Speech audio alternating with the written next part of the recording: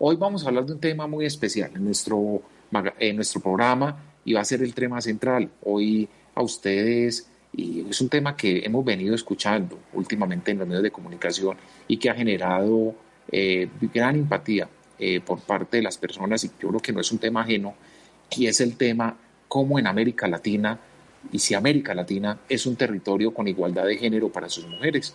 Entonces, nosotros vamos a ahorita conversar con una importante concejala de la ciudad de Medellín, donde vamos a conversar con ella sobre este tema. Y para hablar del tema, si hay igualdad o no en América Latina para las mujeres, nos acompaña en el día de hoy María Paulina Aguinaga Lescano. Ella actualmente es concejal de Medellín, pertenece a la Comisión Segunda en el Consejo de Medellín y dentro de su formación profesional podemos decir que María Paulina tiene maestría en Economía Internacional y Desarrollo. Ha sido, ha tenido internacionales. Bueno, tiene una carrera, usted concejala, bien importante. Quiero darle la mayor bienvenida y el agradecimiento especial por acompañarnos hoy en este programa especial donde la mujer cobra gran importancia para nosotros. ¿Cómo se encuentra? Bueno, primero que todo, agradecer a Andrés Felipe la invitación, un saludo muy especial para usted, para todos los oyentes o las personas que siguen la transmisión y de verdad que me siento muy honrada de poder compartir un rato acá con ustedes. Muchísimas gracias, concejala. Para nosotros también es un placer tenerla a usted por primera vez en nuestro magazine y en nuestro programa que es tan importante y en el cual siempre queremos construir ciudadanía a través de temas y de preguntas que nuestros invitados nos ayudan a responder o al menos orientar un poco a nuestros oyentes. Es bueno precisarle que nuestro programa es escuchado no solamente en Colombia, sino también en otros países de América Latina. Entonces, muchas veces también los contextualizamos frente al lugar, los georreferenciamos porque hay gente que seguramente no conoce Colombia, entonces lo vamos ubicando para que sea también muy pedagógica la entrevista. Como le decía, pues el tema central hoy es América Latina es un territorio con igualdad de género para sus mujeres. Y es una pregunta que nos trae y que usted, como una mujer de esas que ha tenido la oportunidad de ocupar hoy y de ocupar hoy un cargo público, un cargo por elección popular y que ha tenido una formación profesional, quizás usted es una de pronto de muy pocas mujeres que han tenido esa oportunidad de salir adelante y de crecer en un ambiente distinto. Vamos entonces en el contexto de Colombia. ¿Usted qué análisis puede hacer para que comencemos como país? ¿Qué concepto tiene usted? ¿Es Colombia un territorio igualitario para las mujeres? Bueno, yo creo que sin lugar a dudas hemos tenido grandes avances en los últimos años, eso no lo podemos desconocer. Las mujeres con nuestro liderazgo, porque yo sí considero que no es que nos hayan regalado las cosas porque por el hecho de ser mujeres, las mujeres con nuestro liderazgo, con nuestro trabajo a pulso, hemos venido ganando ciertos espacios, pero sin lugar a dudas creo que todavía falta muchísimo. Todavía vivimos en una sociedad machista.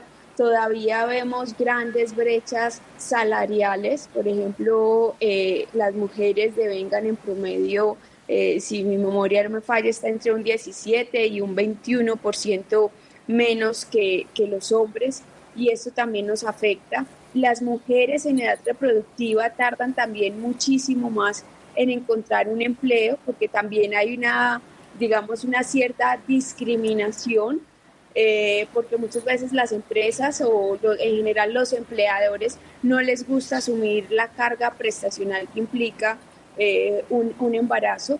Entonces, a pesar de que hemos ganado muchos espacios, yo creo que todavía nos falta nivelar el campo de juego. No quiere decir que nos regalen las cosas por el hecho de ser mujeres. Yo creo que esos espacios los ganamos a pulso, con liderazgo, con trabajo, con esfuerzo, pero sí creo que debemos seguir avanzando. Lo mismo pasa también en el sector privado.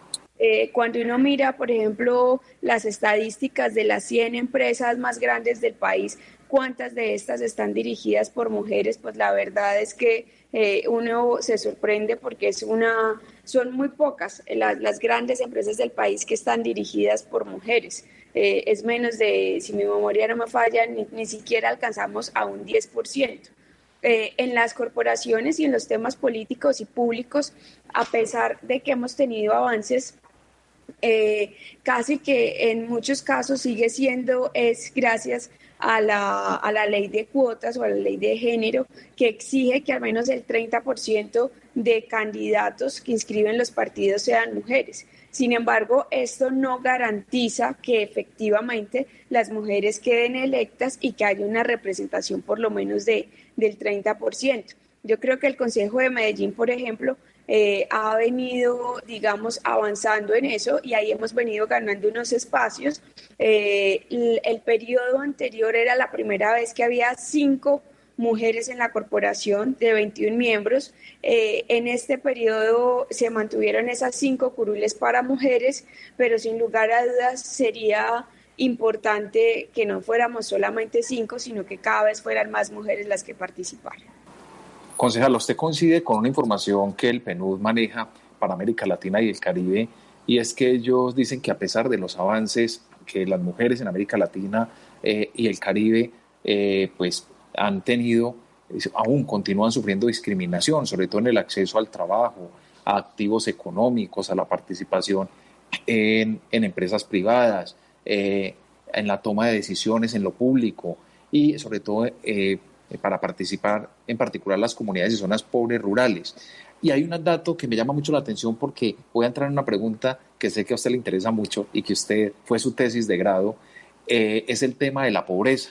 Y vemos cómo la pobreza disminuyó globalmente, también en la región, pues la proporción de mujeres y hombres en hogares pobres aumentó de 108 mujeres por cada 100 hombres entre 1997 a 117 mujeres por cada 100 hombres en el 2012. Imagínense, son las cifras quizás más recientes que tenemos y que nos entrega según el acuerdo al reporte del secretario general de la Organización de Naciones Unidas sobre los Objetivos de Desarrollo del Milenio, incluso de 2015.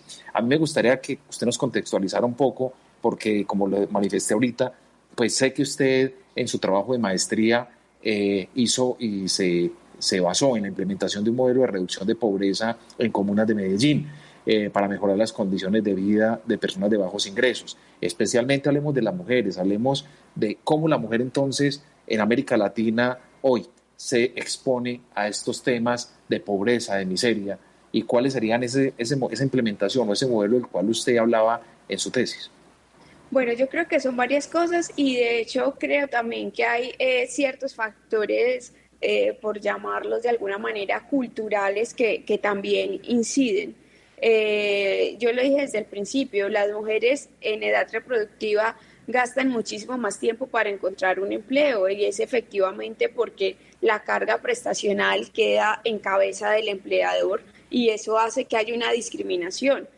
Pasamos de tener una licencia de maternidad en la que se aumentó casi un mes, se aumentaron 4 semanas y ya estamos hablando de 18 semanas y eso está muy bien, pero eso también muchas veces juega a contra de nosotras mismas porque también se vuelve un factor más de discriminación. Yo creo también que el tema del embarazo adolescente hace que las mujeres caigan en una trampa de pobreza cuando su nivel socioeconómico es muy bajo. Y eso lo vemos también según algunas estadísticas que nos reportan que una mujer que queda en embarazo en su adolescencia puede retardar como hasta 10 años su desarrollo normal en términos económicos, sociales y profesionales. Entonces, sin lugar a dudas, los hombres pues no tienen ese inconveniente porque en algunos casos también son madres solteras o así tengan una pareja estable, pues digamos se acostumbra que el hombre sea el que vaya, trabaje y la mujer se quede en casa cuidando el niño o la niña y sin lugar a dudas creo que el embarazo adolescente en muchos casos también es un factor determinante para todos los temas de pobreza. Especialmente en América Latina y en otros países de África. Vemos también cómo algunas mujeres, si bien es cierto, tienen o quieren estudiar más, se les es más difícil alcanzar un nivel técnico o profesional en sus carreras y también en muchos casos es mucho más difícil ascender. En mi caso particular, yo hice mi tesis mi tesis de maestría, replicando un modelo que en Estados Unidos había sido exitoso en términos de reducción de pobreza y tenía básicamente diferentes componentes, pero uno de esos componentes eran los grupos como de autoapoyo, o este capital social que tiene cada una de estas personas. Cuando yo tengo una dificultad, ¿a quién recurro? Muchas veces es la familia, otras veces es el vecino, otras veces es el amigo, y ahí se muestra también cómo las mujeres tienden también a ser más solidarias entre ellas y ayudar a superar esas dificultades que encuentran en su día a día. Pero sin lugar a dudas, insisto, una de las principales trampas de pobreza que hoy tenemos en América Latina y en muchos países de África es el embarazo adolescente y también el alto número de hijos, especialmente en los estratos bajos. Usted habla mucho y se refiere mucho a África. Tengo entendido que usted fue consultora para África del Este del Banco Mundial entre 2013 y 2015.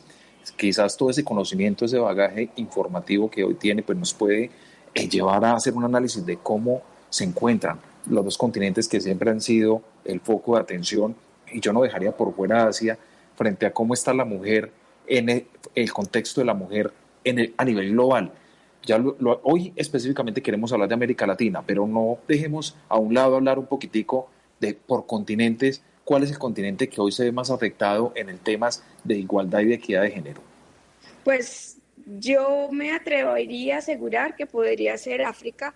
Yo tuve la oportunidad de vivir un tiempo en Uganda, donde trabajé con el Banco Mundial y allá me pasaron cosas muy particulares, la verdad. O uno encuentra cosas muy particulares en ese país. Es un país maravilloso, con unas reservas naturales hermosísimas y demás, pero es un país supremamente machista. Y llega el machismo a tal punto de que en su momento se expidió una ley de la República para que las mujeres se vistieran de manera decente. Y la definición de decente era todo lo que no provocara a los demás. Entonces, a uno pues, en esta época se le hace como impensable que todavía haya ese tipo, digamos, pues no sé, de perjuicios y demás. Y otro de los temas muy álgidos que uno ve principalmente en África, más allá pues de esta anécdota y demás, es por ejemplo que las mujeres no pueden acceder fácilmente a ser propietarias de la tierra. Esto siempre debe estar en cabeza del hombre, y cuando el hombre llega a faltar, así tengan, digamos, su vivienda que sea de su propiedad, entonces llega la familia del hombre también a quitarle la propiedad de esa tierra o de esa vivienda a la mujer, porque no puede quedar en cabeza de ella. Todavía tenemos países donde la propiedad de la tierra es única y exclusiva para los hombres, y creo que esto también sigue mostrando que a pesar de que se han tenido avances, pues tenemos que seguir ganando espacios y tratar de que se nivele ese campo de juego, no que nos regalen nada, no que nos tengan lástima por el hecho de ser mujeres, pero sí al menos que no nos pongan ese tipo de cargas sociales, económicas, legales, que por supuesto impiden el desarrollo de nosotras a todos los niveles. Concejala María Paulina, desde el principio la Organización Internacional del Trabajo busca el reconocimiento de todos los seres humanos, sin distinción de raza, credo o sexo. Ellos aseguran, y dentro de sus políticas está trabajar y promover muchísimo la igualdad de oportunidades y de trato entre hombres y mujeres.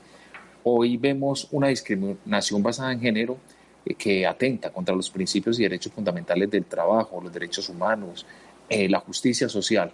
Además, debilita un poco el crecimiento económico y óptimo del funcionamiento de las empresas y los mercados del trabajo.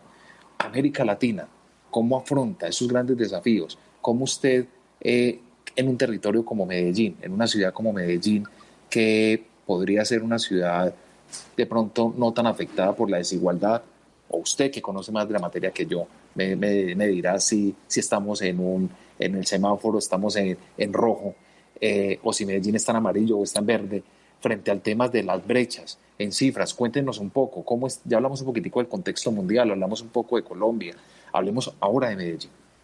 Bueno, yo creo que hay otro de los factores determinantes y que se puede incluir como otro de los factores culturales, es el tema de la economía del cuidado.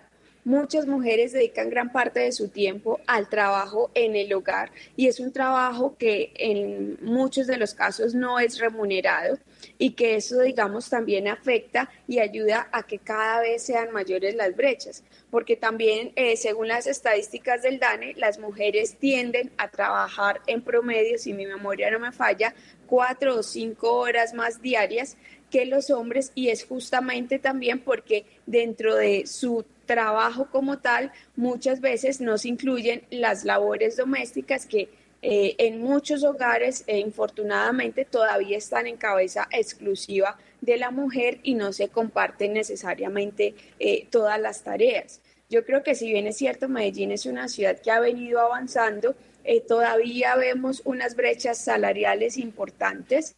Tenemos una Secretaría de la Mujer, tenemos también diferentes políticas públicas que tienden a, digamos, como a tratar de nivelar ese campo de juego, a disminuir esas brechas, pero creo también que a veces nos quedamos cortos y esto se convierte más en retórica que en acciones. Muchas veces se enfocan más en tener un lenguaje incluyente de todos y todas y demás, y claro, eso es importante, pero más allá del cómo nos expresábamos, del lenguaje, de la retórica, es qué acciones en concreto se están tomando, por ejemplo, con el sector privado, para que nos sigan estas brechas, nos sigan las discriminaciones. Es también facilitarle a las mujeres. En el caso, por ejemplo, de las mamás adolescentes, creo que ahí nos falta como ciudad facilitarles un poco que no abandonen sus estudios una vez quedan embarazadas, porque esto también se ve mucho, es la deserción escolar en las madres adolescentes, embarazos no deseados. Creo también que nos falta en la doble moral que tenemos con los métodos de planificación, ¿no? Porque entonces, digamos, todavía somos muy reacios de que en algunos colegios se toquen estos temas, se dé de verdad una educación sexual y reproductiva, que en últimas esto también afecta o ayuda o incide para que se caigan en estas trampas de pobreza. Yo creo que tenemos que, digamos que la Secretaría de la Mujer, si bien es cierto, desarrolla un trabajo supremamente importante, más allá de articularse con todas las otras secretarías para que las mujeres sean incluidas en los diferentes programas, proyectos y políticas públicas de la alcaldía, también debería ejercer un rol muchísimo más preponderante, especialmente con el sector privado, para que las empresas también se comprometan a disminuir estas brechas, a que si hay un proceso de selección de personal no se discrimine a la mujer que está en edad reproductiva, que si está una mujer y un hombre compitiendo por el mismo cargo dentro de una misma empresa, los dos tengan la misma remuneración, porque en Medellín seguimos encontrando que los hombres devengan en promedio un 21% más que las mujeres. Y esas cifras coinciden perfectamente con lo que dice la Organización Internacional del Trabajo. Ellos aseguran que es mucho más difícil para una mujer conseguir un empleo en el mundo con respecto a los hombres y que hay una brecha mundial. Ellos hablan que el índice actual de participación de las mujeres en la población activa se aproxima al 49%, en cambio de los hombres es del 75%. Por lo tanto, aseguran que existe una diferencia de casi 26 puntos porcentuales y en algunas regiones dicen que la disparidad supera los 50 puntos porcentuales. Nosotros estuvimos y consultamos con algunos de los ciudadanos acá en Medellín y les hicimos la pregunta, porque nos parece importante también conocer la opinión de la ciudadanía al respecto, y muchos de ellos nos respondieron, y yo quiero que usted escuche conmigo, que escuchemos entre los dos las respuestas que dieron frente a la pregunta si América Latina es un territorio con igualdad de género para sus mujeres. En mi opinión, América Latina sigue siendo machista en todos los sentidos. En lo laboral, los salarios entre hombres y mujeres son inequitativos. Las opciones de empleo en muchos casos son de más fácil acceso para los hombres. Llegar a cargos directivos es más difícil también para las mujeres. En el campo deportivo incluso también hay inequidad. Y como ejemplo, solo un caso, los futbolistas profesionales de nuestros países ganan muchísimo más dinero que las futbolistas mujeres. Y en la cultura latinoamericana aún está muy arraigada la creencia que es el hombre el que sale a conseguir dinero para la casa, mientras la mujer se queda en las labores del hogar. En este tema es muy importante que los gobiernos, tanto locales como nacionales, propendan por lograr mayor equidad de género y que todos seamos reconocidos como iguales. Respecto a tu pregunta si América Latina es un territorio con igualdad de género para sus mujeres, lastimosamente la respuesta es no. Falta mucho todavía, sobre todo en el sector rural. En el sector rural la mujer todavía sigue siendo mirada como se ha mirado antes, se discrimina, es la que se encarga de manejar el hogar, es la que se encarga de todo, absolutamente de todo, tiene muy pocas posibilidades. Poquísimas es una palabra muy grande para todo lo que sufre la mujer del sector rural en América Latina. La discriminación es muy grande, la desigualdad es inmensa, no tiene muchas posibilidades de estudio, diría que casi que nulas, y eso no es solamente en Latinoamérica. Se siente más, sí, en nuestro territorio se siente más. Con respecto a Latinoamérica, esa la ciudad, pues sí ha cambiado un poco, se ha visto un poco más el cambio, se ha visto que hay mujeres que están llegando a puestos claves donde antes no era posible, pero todavía en ambas, en el rural como en el de la ciudad, se ve ese maltrato físico y psicológico por la mujer. Todavía se sigue manejando eso, se necesitan muchas cosas, muchos componentes para que se tenga una igualdad de género en cuanto a este tema en nuestro territorio. Vuelvo y te digo, sobre todo en el sector rural es donde más se siente. Poco a poco se van abriendo los ojos, se van ganando esos espacios las mujeres en la ciudad, pero definitivamente América Latina no es un territorio con igualdad de género para las mujeres.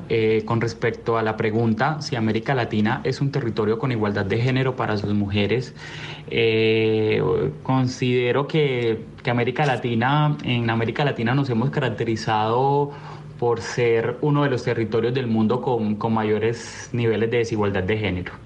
Si la pregunta sería sí o no, mi respuesta sería que no. Sin embargo, considero que el escenario es positivo. En la mayoría de los países de América del Sur hemos venido avanzando de manera importante en el diseño de políticas de igualdad y que finalmente vienen beneficiando a las mujeres y favorecen su participación en el contexto social y económico. Existen aún muchos desafíos, el camino es largo y mi invitación sería que las organizaciones del Estado, privadas, sociales, se articulen a trabajar y a promover el Objetivo de Desarrollo Sostenible número 5 y que habla sobre la igualdad de género. Que finalmente su objetivo principal es asegurar la participación efectiva, plena de las mujeres en todos los contextos en el mundo. Y creo que la igualdad de oportunidades de liderazgo en todos los niveles de la mujer, tanto en decisiones de la vida política, laboral, económica y pública, son necesarias. Creo que América Latina es un territorio con igualdad de género para sus mujeres, pero que está en construcción. Si bien es cierto que desde los años 50, concretamente en Colombia se viene luchando por este tema, algunos países iniciaron antes, creemos que todavía nos falta mucho camino por recorrer. En lo más importante es que los hombres, el sexo masculino, entienda que no es una incompetencia, que es un querernos también de desarrollar y hacer sentir nuestra voz de que nosotras también tenemos un lugar importante en los desarrollos de los países, así como ellos lo han liderado, y que de pronto a nosotros nos han dejado otras nos hemos relegado a otras actividades, pero que está surgiendo que también podemos ser tan capaces de asumir responsabilidades que han sido solamente dejadas al sexo masculino. Por lo tanto, pienso que es un camino todavía largo por recorrer, pero que poco a poco nos iremos abriendo espacio sin codear a nadie, sin maltratar a nadie, sino formándonos para lograr que haya igualdad y equidad en muchos campos y respetando también lo que es un ser masculino y lo que es un ser femenino, que nunca podrán igualarse en muchos sentidos, pero que tienen las capacidades para lograr trabajar y complementarse. Concejala, vimos la respuesta. Hombres y mujeres coincidían entonces que América Latina realmente no es un territorio equitativo para sus mujeres. Seguimos analizando. Me gustaría conocer su opinión y la percepción que le deja después de escuchar estos testimonios. Bueno, la verdad es que yo coincido con muchas de las apreciaciones de los participantes. Me llamó mucho la atención el tema de la mujer rural porque estoy completamente de acuerdo. La brecha en la ruralidad es todavía mayor. Digamos que una mujer de 14, 15 años en el campo, muchas veces a esa edad su única expectativa es conseguir un esposo, tener unos hijos y ahí se queda estancada. Tiene muy pocas posibilidades para acceder a educación superior y para dedicarse a otras cosas. Digamos que está prácticamente condenada en muchos casos y también es algo que, digamos, se ha visto aceptado socialmente. Entonces creo que ahí también hay un factor cultural muy grande. También coincido con una de las apreciaciones respecto a que muchas veces las mujeres no somos tan competitivas como los hombres. Se han hecho diferentes estudios donde ponen a competir hombres y mujeres y ahí vemos que las mujeres de la única forma que yo me acuerdo uno de los estudios que realizó mi asesora de tesis en la Universidad de San Francisco era justamente de género y uno de los principales, digamos, hallazgos del estudio de investigación fue justamente eso, que las mujeres somos menos competitivas que los hombres, o sea, no tenemos como ese deseo de entrar a competir. Sin embargo, cuando estamos compitiendo por incentivos relacionados con los hijos, con la familia, ahí sí podemos ser muchísimo más agresivas. Entonces también depende del incentivo que tengamos para, digamos, sacar la competitividad que tenemos. Creo también que eso lleva a que muchas veces seamos pasivas en muchos casos y que por supuesto esto también dificulta que sigamos conquistando algunos de los espacios que todavía nos faltan, porque justamente hay veces somos pasivas, somos menos competitivas y digamos que dejamos esos espacios libres para que finalmente sean ocupados por hombres. Pero coincido plenamente con las apreciaciones de los oyentes en el sentido que lo que se necesita es nivelar las condiciones, garantizar la igualdad en las oportunidades para poder, digamos, seguir desarrollándonos. Este año es un año particular. Este año, a raíz de la pandemia del coronavirus, pues hemos visto que América Latina se enfrenta a unos desafíos y sobre todo las mujeres migrantes en el contexto de la pandemia, y lo dice la Organización Mundial de la Salud, que quien declaró la actual emergencia mundial de salud pública, decía que debido a la pandemia se ha agravado la ya difícil situación de muchas personas en contextos de movilidad humana. Ellos aseguran que muchas mujeres migrantes están en la primera línea haciendo frente a la pandemia y asimismo ellas están entre las poblaciones que son más afectadas por los impactos de la misma, es decir, de la pandemia. Entonces, en ese contexto, migrante, pobre, Mujer. Pandemia, mujer, ¿qué análisis podemos dar sobre esta situación? Yo creo que eso lo vemos reflejado cada día en nuestra ciudad, cuando muchas veces paramos en un semáforo y vemos las mujeres venezolanas, muchas de ellas con un niño pequeño, pidiendo limosna, pidiendo ayuda. Y si miramos, la gran mayoría de los casos son mujeres. Los hombres, mal que bien, los migrantes venezolanos encuentran, así sea un trabajo informal, sea como meseros en un restaurante, haciendo domicilios, en cualquier otro medio, pero uno también ve ese reflejo en la ciudad, por ejemplo, en el caso de las mujeres venezolanas, que les toca también supremamente duro. Las trabajadoras sexuales también, venezolanas en el centro de la ciudad, que muchas veces les toca, digamos, trabajar sin las condiciones mínimas de salubridad, arriesgando también su vida, su salud, su integridad, estando sometidas a cualquier tipo de agresión por parte de cualquier persona que las quiera contratar. Entonces, indiscutiblemente estamos o están en una situación de mayor vulnerabilidad, y muchas veces esto no se ve reflejado en el día a día en los programas de atención a la población vulnerable, porque en específico para la población que es migrante, pues como no está en su país de origen, pues digamos que no es sujeto de derechos en muchos casos y no pueden tener acceso ni al sistema de salud, ni a la justicia, ni a nada de esto, entonces terminan prácticamente siendo revictimizadas.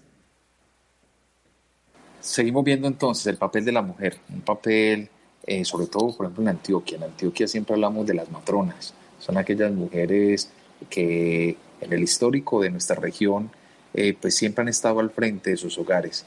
Eran mujeres que nacieron y crecieron con la finalidad de crear hogares fuertes, hogares donde los hijos eran muy numerosos y ellas tenían un papel bien importante. Incluso pues hoy la mujer cumple un papel a nivel afectivo demasiado importante para la sociedad, porque es quien entrega el cariño, el afecto, lo que de pronto nosotros los hombres carecemos un poco. ¿Cómo implementar entonces? ¿Qué políticas? Porque sí me interesa mucho mirar desde el Consejo de Medellín, qué acompañamiento, qué control social realizan ustedes, qué control político realizan ustedes desde el Consejo a las políticas públicas que hoy tiene el municipio de Medellín para la equidad de género. Bueno, digamos que siempre en los acuerdos que se aprueban desde el Consejo se incluye desde el principio, desde las mismas discusiones, el enfoque de género.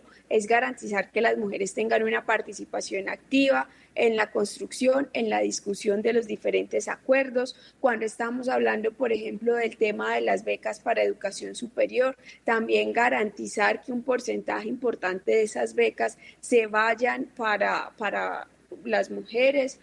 Lo mismo en los temas de salud, creo que ahí nos falta quizás ser un poco más incisivos en los temas de salud sexual y reproductiva, en las políticas también de educación con respecto al embarazo adolescente, a la deserción una vez se presenta creo. Y creo también que estamos en mora de algo, y es el tema de la autonomía económica. Andrés hablaba de las matronas que tradicionalmente teníamos en Antioquia, mujeres con una gran cantidad de hijos que se dedicaban a su hogar. En algunos casos eran supremamente afortunadas con un esposo que las quería, que las valoraba, pero en otros casos también eran mujeres que les tocaba quedarse ahí teniendo hijos y aguantando unas situaciones muy precarias, pues porque no tenían otra forma de subsistir, sino la dependencia económica, tanto de ellas como de sus hijos, de su marido, que en algunos casos hasta las maltrataba. Entonces yo creo que ahí también en uno de los temas en que nos tenemos que enfocar y que siempre nos hemos quedado cortos es en el tema de la autonomía económica, porque la autonomía económica también le genera mayor independencia a la mujer, que no tenga que estar conviviendo bajo el mismo techo con una pareja que en algunos casos la maltrate física o psicológicamente por temas de necesidad. ¿Y por qué digo que nos quedamos cortos? Porque siempre pensamos en autonomía económica, es que la mujer pueda trabajar desde la casa cuidando a sus hijos, o ventas por catálogo, o vendiendo empanadas, o trabajando en ¿cómo se llama esto? Pues casi que manualidades, sí, otro tipo de... demás, y no lo critico, está bien, si esa es una elección, pero que no sea eso a lo que único que nos enfoquemos o la única opción que le demos también a estas mujeres, que estas mujeres también tengan la posibilidad de prepararse, no importa su edad, porque muchas de las veces, y creo que en eso también hemos insistido en el Consejo, las becas, por ejemplo, no todo el mundo necesita hacerse una carrera técnica, tecnológica ni profesional, hay veces son cursos cortos que se necesitan para mujeres de más de 40 años, para poder que logren esa autonomía económica. Creo que en esa es otra de las cosas que nos tenemos que enfocar, hacer también un trabajo con el sector privado para poder, digamos, capacitar a estas mujeres y que encuentren un empleo formal, pero no quedarnos simplemente con que sigamos con las ventas por catálogo, haciendo manualidades en la casa para que puedan cuidar sus hijos, porque les aseguro que la autonomía económica es supremamente importante, pero estas no son las únicas actividades que les interesan a las mujeres. Para ir cerrando nuestra entrevista de hoy, igual, ONU Mujeres también lo asegura, dice que las desigualdades de género en el uso de tiempo son todavía altas y persistentes en todos los países. Dicen que al combinar el trabajo remunerado y el no remunerado, las mujeres de los países en desarrollo trabajan más que los hombres, destinando más tiempo incluso a la educación, que al ocio, a la participación política y al cuidado propio. Entonces son cifras que realmente son alarmantes y que nos ponen nosotros en el contexto de América Latina a hacer el llamado. Yo creo que aquí los gobiernos y las personas que representan al pueblo pues van a tener que participar activamente para que existan políticas de igualdad y de equidad de género en cada uno de los territorios. Yo quiero cerrar con usted, concejala. Una cosita. Yo creo que ahí también es muy importante el tema de los hogares. Esto no se lo podemos dejar solo al gobierno. Es también que se distribuyan equitativamente las tareas del hogar, que no sea solamente la mujer la que llegue cansada después de todo un día de trabajo a tener que cocinar ni nada. Es también que sea algo más equitativo de quién puede tener un poco más de tiempo o se le facilite más una tarea o la otra. Creo que empieza también desde el hogar. Muchísimas gracias, concejala. La verdad sí, el aporte muy interesante. Y yo quisiera ya cerrar. ¿Cuál sería esa invitación que usted quiere hacer entonces a nuestros oyentes para que desde sus hogares entonces empiecen a promover también esa equidad, donde tanto el esposo, los hijos, también acompañen todo el proceso y entre todos contribuyamos a que vivamos en un territorio y en un continente mucho más equitativo y más generoso hacia la mujer? Bueno, yo creo que todo empieza desde el hogar, se educa desde el ejemplo y ese es el ejemplo que le tenemos que dar a nuestros hijos, a nuestra pareja en el hogar, haciendo una distribución más equitativa de las tareas del día a día, que no es solamente cocinar, lavar y planchar. Hay veces ir a hacer el pago a un banco o cualquier otra diligencia también quita tiempo y también se debe distribuir de manera equitativa, porque tenemos que seguir avanzando para disminuir esas brechas que no solamente se presentan en lo laboral y en la distribución del tiempo, sino también a nivel de los hogares. Concejala, a usted agradecerle de manera muy especial por habernos acompañado durante estos minutos para hablar del papel de la mujer, si es América Latina o no un territorio con equidad de género, un territorio con igualdad para las mujeres. Quiero agradecerle a usted, espero tenerla en una próxima oportunidad